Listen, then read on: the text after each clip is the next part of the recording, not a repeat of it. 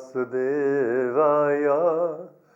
Om Namo Bhagavate Vasudevaya.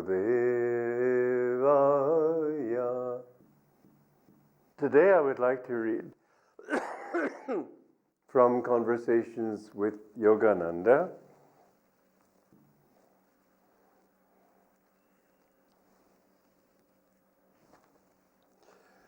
It's on the subject of being truthful.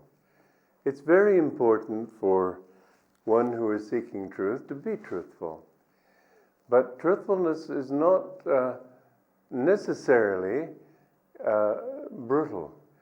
My master was always, he tried to be gentle, but he couldn't be untruthful. And if people forced him to be, then he would be. So these stories are on the subject of when he was sometimes forced to be truthful in his answer rather than saying something kind that would sort of diffuse or deflect. Food is many people's religion. They are fanatics on the subject. I was once invited, the master told me, to a place where they served what they called unfired foods. Everything in their diet was in a raw state. With great pride, they served me an utterly tasteless meal. The food was dreadful and not at all scientific. Afterward, they asked me to give a speech. I declined. When they pleaded with me, I replied, "You won't like what I have to say." Still, they kept insisting. You know, I can't be untruthful no matter what the cost. I prefer to be polite, but if I must speak, I have to say what I really think. They were begging for a specific opinion, and I couldn't equivocate. After they'd persisted for some time, I finally answered them frankly. Well, I told them, in the first place, I have never in my life eaten worse food. Not only was it tasteless, but your diet is unbalanced and completely unscientific.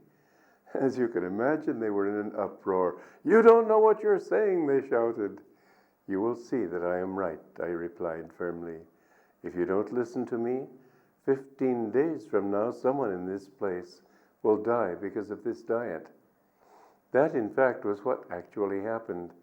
15 days later, one of them died, and the place had to be closed down.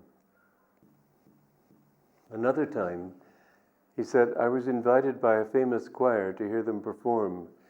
Afterward, they asked me to say something. I told them truthfully, as far as technique was concerned, your singing was flawless. But to whom was the music addressed? Wasn't it supposed to be to God? Were you trying to please Him, or were you trying to impress me? Next time, keep your hearts focused on Him for whom the music was written. Now, this is something which the worldly man discovers pretty soon as inconvenient. And he thinks that if he can just equivocate a little bit, that it's the only way to succeed. That's not really true.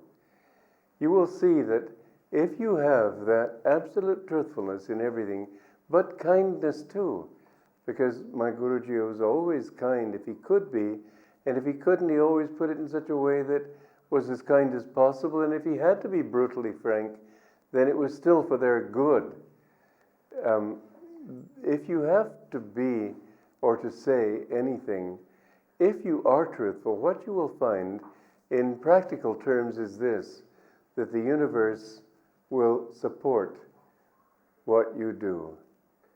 If you tell a lie, you can get away with it, maybe for years, but sooner or later you will not have the support of the universe there. It's like playing a musical instrument. A violin would be an example that I, coming from America and Europe, would have. You've got these strings, 4 little strings, and yet the sound of the violin can fill a concert hall. Why? Because there's that sounding board underneath it resonating. Same thing is true with a sitar or a veena, that you have this sounding board which gives it its strength. Otherwise, if you put just those strings between 2 points in space, they'd have no power at all. Now, the universe is your sounding board. And if what you play is in tune with that sounding board, then you will find that the whole universe is giving you power. If you are resolutely truthful, and it's not always easy to be truthful, because sometimes it means admitting that, well, you were wrong, for example. But if you are, somehow you will find that life will conspire to give you what you are trying to accomplish. Your mere word will help you to accomplish it. I remember this was an interesting thing years ago in my life, that I was in Delhi. This was in 1961. And I wanted to get some land, and everybody told me for an ashram it's the last thing possible. And they said that schools, universities, hospitals, industries, everything got priority. Ashrams, the governmental idea was that they take the last priority if you can say they have any at all.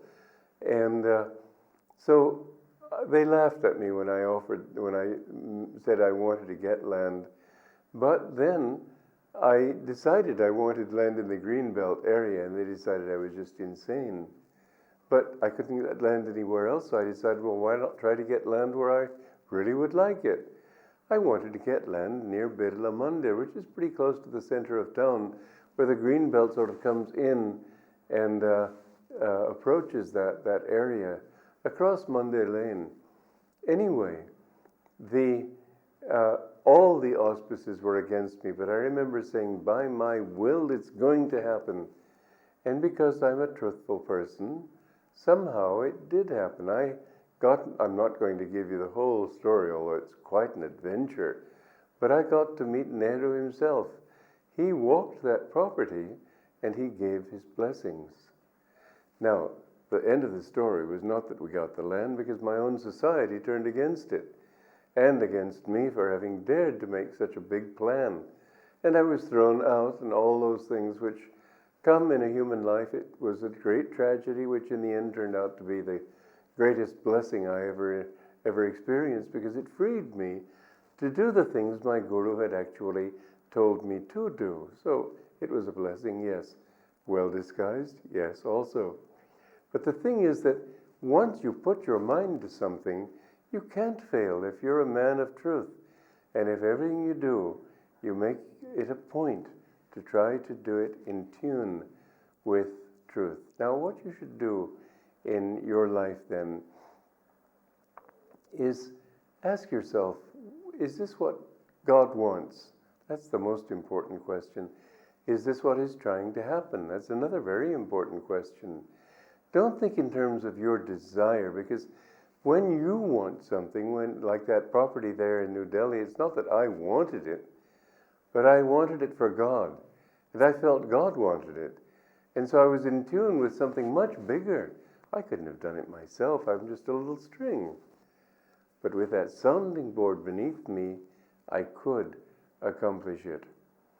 Now, in your own life, if you will, whatever you do, say that I want to do God's will, not mine. Because desire is sort of it's static in the mind. It puts static in the program that your mind emits. Where there's desire, there's fear. Where there's fear, there's doubt. All these little things sort of make the vibrations that you are putting out restless. If you can get rid of yourself, in the sense of it's not that I want it, but it is right to have. If you can operate on that level, then really there isn't anything you cannot do. And even if you go down in death, you still will succeed. Why are some people born successful? Because they tried in their last life. An interesting case in point is Abraham Lincoln. My Guruji said that Abraham Lincoln was in his former life a yogi in the Himalayas who died with the desire to help bring about equality of the races and all peoples. And as Abraham Lincoln, he had many, many people who misunderstood him, petty minds, objecting, fighting him. He had a lot of hardship and suffering. But in his life after that, see, we have 3 lives here, very interesting. He was Charles Lindbergh, who flew across the Atlantic, the first person to fly the Atlantic solo. Now, that's a moderately big thing, but not a huge thing. It's certainly not a moral victory, except in the sense that he did what he had to do, and it took a lot of willpower to do it, yes, in that sense. But I mean, the tremendous fame that he had from the moment he landed in Paris for the rest of his life was surely out of keeping with what he had done in that life. But as Abraham Lincoln, he had done everything that made him deserve that kind of fame.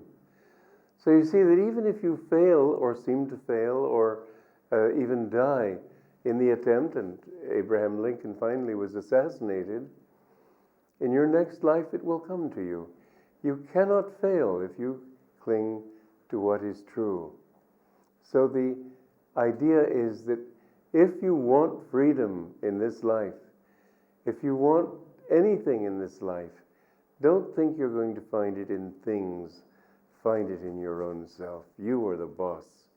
It is from your center that you can accomplish whatever is to be accomplished. Don't think that it depends on influence. Sure, objectively it may look like it, but it finally comes from standing on your own 2 feet. You know, I'm not the kind of person who attracts wealthy donors as a rule, because I don't flatter people. I just take them as they are, and I treat all of them equally. And wealthy people usually like to be flattered, and I'm just not made that way. So I had to earn the money to build Ananda. There was no wealthy donor for it. But God sent me the students, and I didn't charge much, but whatever I charged was for the work, and I used it to buy the land and build the buildings. And I found that by that, just standing on my own 2 feet and doing what I had to do, God helped me too. There were several times when without his help I could not have succeeded. One time, somebody threatened foreclosure, and I'd been paying him. I had a verbal agreement with him, but that wouldn't do. He was greedy, and he thought that if he could take away my land, that would be much better than being paid for the lumber I was still paying off. And so I got a threatening letter from his lawyer saying that if I didn't pay everything I owed this man, in 2 weeks, he would foreclose on me. Well, I didn't know what to do. I'd lived in an ashram all my life. I was a monk. I didn't know these things. I didn't know one could do these things. And that night, I was scheduled to do a slideshow in Palo Alto in a private home. I didn't talk about my problems. I didn't know what to do about them, but I certainly didn't want to dump them on my friends. So I showed these slides, but afterwards a young man came out and he said, "Well, I like what you're doing. Would you accept donations?" And I said, "Well, yes." I thought he'd probably give me $5, $10 maybe. He bent down over the hood of my car and wrote a check for $3,000. I didn't ask for it. It was just what I needed. When I paid that lumber company off, I had $1 and I think it was 35 cents left in my bank account. But God came to my rescue, and I found that again and again, because I was doing it for him, I wasn't doing it for me. But I also did it with all my willpower. God did come in and help me. He has done it so many times. My guru also found in his life again and again that people at the last minute would step in to help him in a serious crisis, to help him pay off a debt or whatever it might be. You will see that if you use your faith in God as your sounding board, and if you are true, if I play an instrument, but the notes are not resonant with the notes that resound with the resounding board, it won't have the same effect. You have to be in tune with what is resounding there, and the way to do that is to do it for God, not for yourself, But if you do it in that way, then you discover that that power sustains you. When you walk with him, he walks with you. When you give to him, he gives to you. And Jesus put it beautifully. He said, when you give up everything for God's sake, he gives you 100-fold, 1,000-fold. Yes, and persecution, but that's just a part of the game of life. It ultimately helps you to know that even these gains they're nothing. Nothing that you can gain in this world will ever be yours permanently. And somebody asked me once about Ananda and what about the future? I said, well, I believe that in the near future it will thrive, because I have always organized in such a way as to delegate power to other people. I don't try to do it all myself. And they have a wonderful spirit. But in future generations, it will change. Of course it will change. It's the nature of the world. It may change for the better. Things don't usually. I'm just not worried about it. It's his community. It's not mine. It's his world. It's not yours. The more people could learn to live with him, they don't understand that the biggest mistake they make is forgetting God. Love of God and faith in God is the most practical thing you can have. So if you're seeking freedom, seek it in yourself. Joy to you.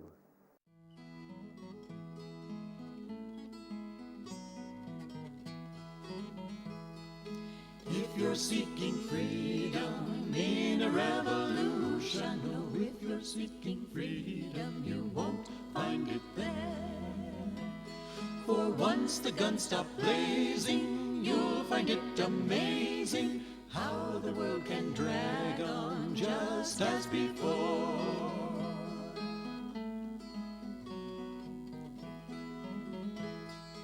If you're seeking freedom in a marble mansion, oh, if you're seeking freedom, you won't find it there. For even when it's sunny, you'll be counting money, keeping up that showcase your face lined with care.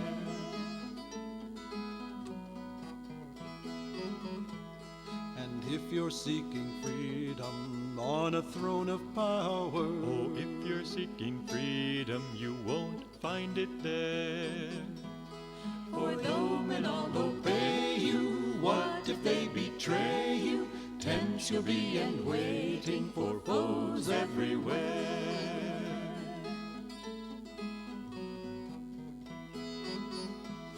But if you're seeking freedom, cast away desire. Why barter like a beggar? You've wealth everywhere.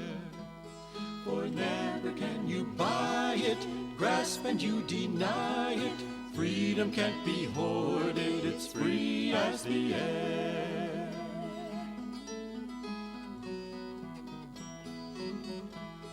But if you're seeking freedom, seek it on the mountains. God's sunlight on your shoulders, the wind in your hair.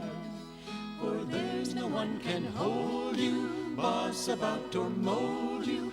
Once your heart is free, you'll be king everywhere. Once your heart is free, you'll be king everywhere.